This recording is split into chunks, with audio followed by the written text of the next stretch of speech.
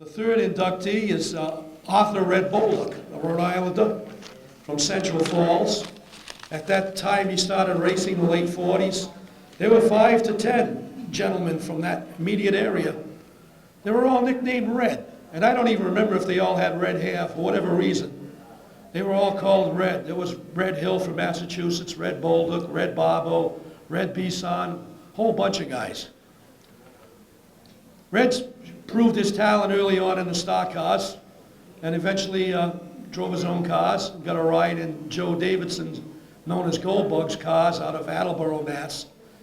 And these cars were quite scary. Freddie Lucchese once said he was afraid just to sit in these cars. As Mr. Goldbug, he made them so light, he cut everything down, and it looked like the chassis had bent if you jumped on the frame rail. Well, Red wasn't afraid of them. He took them to many wins. And he eventually moved up to a real good car owned by Bertha Small of Rhode Island, primarily the number 23s.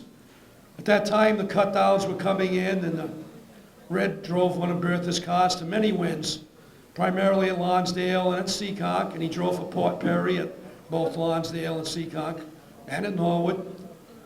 When NASCAR came in, Red had Bertha build him a full coupe, and he was fully prepared to go with those, as he had dabbled with them a little bit on the United Circuit at Seekonk.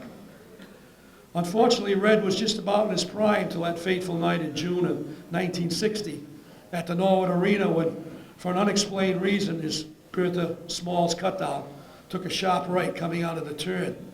And Red died several hours later. And with him died a tie to the immediate post-war racing drivers, the old guys that ran 6 and 7 nights a week and went everywhere with their stock cars and cut downs.